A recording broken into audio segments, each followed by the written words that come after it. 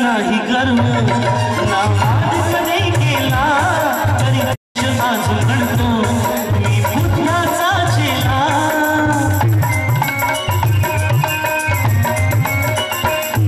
कधी केला नाही कर्म नावाद कधी केला तरी देश आज म्हणतो मी बुद्धाचा चेला बुद्धाने बुद्ध पाहे सचित्र गौतमाचे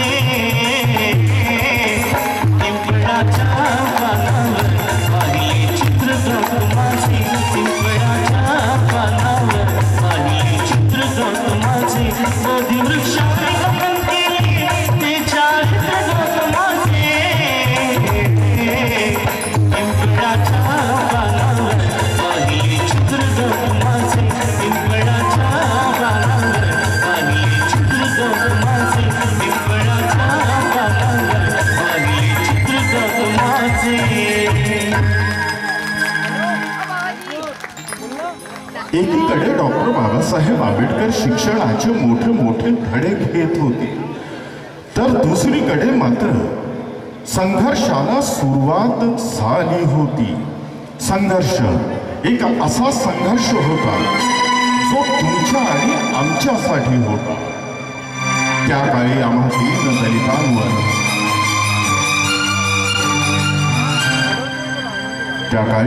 तीन दलितांवर उपासमारीची परिस्थिती आली होती. आम्ही अस्पृश्य समाजाचे लोक गावाबाहेर राहत होतो.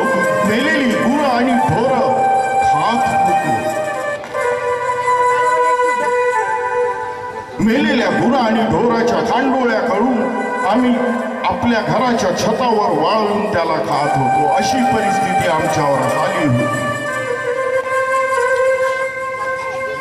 दुसरीकडे डॉक्टर बाबासाहेब आंबेडकर शिक्षणाच्या धड्यामध्ये शिक्षण घेण्यामध्ये व्यस्त होते.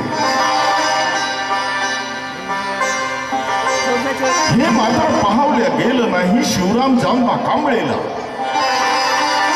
1910 मध्ये शिवराम जांबा कांबळेंनी मुंबईमध्ये फार मोठा संघर्ष उभा केला. इंग्रजांची राजवट या देशावर होती. इंग्रजी सैनिकांनी आम्हाला मिलिटरीमध्ये काम द्यावं म्हणून हा फार मोठा संघर्ष शिवराम जांबा कांबळे यांनी घडवून आणला. एक आंदोलन उभं झालं. आणि तुम्हाला ठाऊक असेल की आजही या देशाच्या रक्षणासाठी या देशाच्या सीमेवर महार बटालियन डॉक्टर बाबासाहेब आंबेडकरांचं नाव घेऊन या देशाचं रक्षण करते.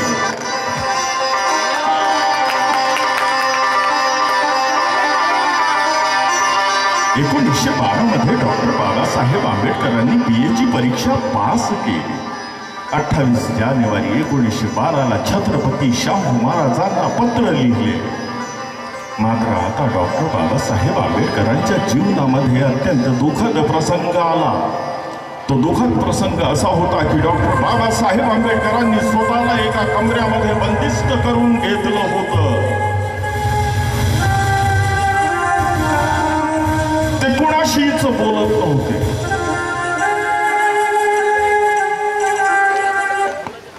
त्या घरामध्ये सुभेदार रामजी आंबेडकरांच्या आठवणी बाबासाहेबांना नेहमी येत होत्या.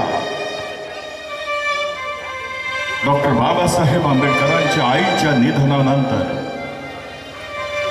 सुभेदार रामजी आंबेडकरांनी त्यांना आईची माया दिली. बाबासाहेबांचे केस कापायला जो नावी नकार देत होता, बाबासाहेबांचे जोडे आणि चपला शिवायला जो चांभार नकार देत होता, ते काम मात्र मीरा त्याने केलं होतं. आणि खरंच बाबासाहेबांना नेहमी आठवत होतं. बाबासाहेब जेव्हा शिक्षणाचे मोठे मोठे धडे घेत होते तेव्हा एका दिव्याखाली बसून अहोरात्र अभ्यास करायचे. तेव्हा सुभेदार रामजी आंबेडकर त्यांच्या पाठीवरून हात फिरवीत म्हणायचे,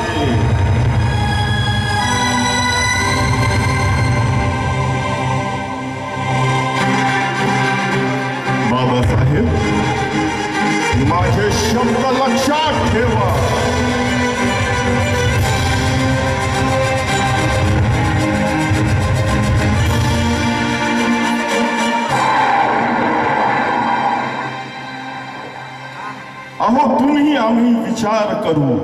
आमच्या बापांनी आम्हाला जन्म देऊन मोकळा झाला, परंतु या देशामध्ये ज्यांनी आम्हाला घडवलं तो खरा बाप म्हणजे बाबासाहेब आंबेडकर आहे. म्हणूनच कवी आपले पुढील गीतात शब्द देतोय, माझा बाप म्हणतो बाप गुरु घोडेस्वार.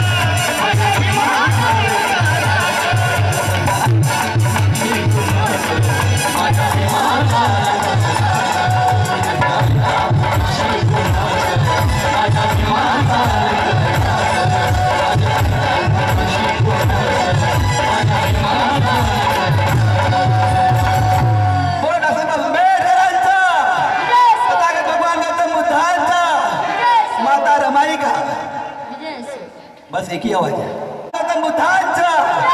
क्या बात है। परम पूज्य डॉक्टर बाबासाहेब आंबेडकर नेहरू सरकार